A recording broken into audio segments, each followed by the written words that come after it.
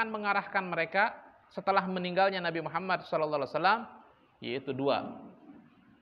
Nabi SAW meninggalkan dua perkara yang besar, yang mana jika kalian berpegang teguh dengan dua perkara ini, tidak akan sesat selama-lamanya, yaitu Al-Quran dan hadis Nabi Muhammad SAW. Nabi Muhammad meninggal, Al-Quran sempurna.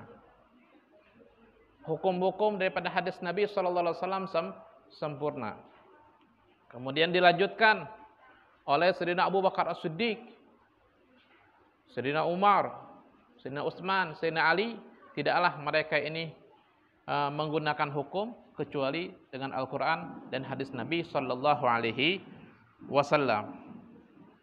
Hadirin yang dirahmati Allah Subhanahu wa taala, mungkin kita tidak bisa seperti para sahabat, para tabi'in memahami Al-Quran dan hadis Nabi SAW karena keterbatasan akal kita. Maka dari itu Allah Subhanahu wa taala, para ulama generasi-generasi setelahnya, mereka menentukan al-mujtahidun, yaitu orang-orang yang bersungguh-sungguh dalam memahami dan mempelajari Al-Quran dan hadis Nabi SAW.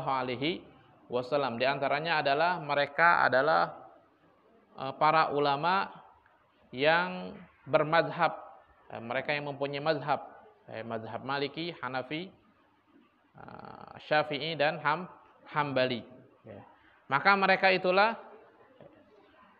orang-orang yang disebut para ulama dengan mujtahid mutlak.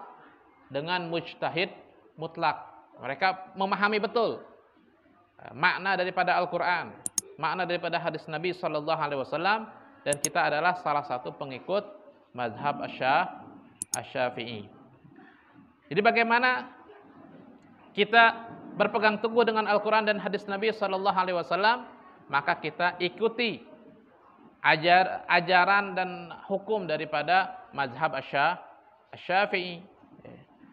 Dan juga kita bisa juga mengikuti mazhab yang lain. Mungkin ketika kita menjumpai hukum yang berat dalam mazhab Syafi'i dan kita darurat, kita bisa juga mengikuti misalkan mazhab Hambali atau Hanafi dan Maliki. Mereka semuanya berhukum dengan Al-Quran dan hadis Nabi SAW dengan pemahaman mereka yang luar biasa. Hadirin yang dirahmati Allah Subhanahu wa taala, fikih ini sebagaimana telah kita ketahui, terdapat hukum-hukum dan juga tata cara bagaimana kita beribadah kepada Allah Subhanahu wa taala dengan benar.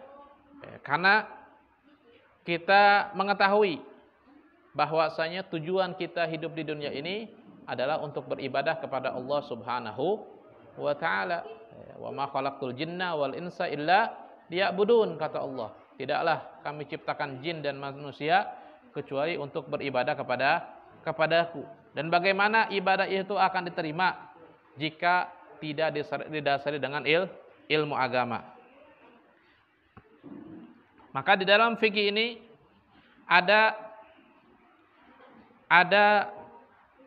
terbagi, para ulama membagi kitab fikih ini dengan empat. Yang pertama adalah fiqhul ibadat, yaitu fikih menjelaskan tentang ibadah. Itu hablum minan nas, yaitu hanya atau disebut ibadatul mahad, yaitu ibadah yang mahad, yang enggak ada campuran dengan manusia. Itu seperti sholat 5 waktu. Sholat 5 waktu, puasa, haji, zakat, dan yang lainnya. Dan yang kedua adalah fiqhul muamalat. Itu fikih menjelaskan tentang bermuamalat. Nah, ini dengan atau hablum minan nas, bagaimana kita ini bergaul dengan manusia, bagaimana kita berjual beli, bagaimana kita ini misalkan bagaimana kita ini bertransaksi, meminjam uang, terus bagaimana kita gade dan yang lainnya, ya, tentang bertransaksi dengan manusia. Kemudian bagian yang ketiga adalah fiqhul munakahat, yaitu fikih dalam masalah pernikahan. Fikih dalam rumah tangga. Dalam rumah tangga ada nafkah, dalam rumah tangga ada namanya itu, ada perceraian, ada kembali rujuk, ada iddah dan yang lainnya. Dan yang terakhir, bagian yang terakhir daripada fikih adalah fikih menjelaskan tentang kriminal. Kriminal, yaitu seperti pembunuhan, seperti pencurian, seperti ganti rugi, ada yang kerusakan dan yang lainnya. Itu semuanya dibahas dalam Islam. Itu semuanya dibahas dalam fikih. Tidaklah kita melakukan sesuatu di muka bumi ini kecuali semuanya itu ada hukumnya. Kecuali semuanya itu ada tata caranya. Ada ilmunya.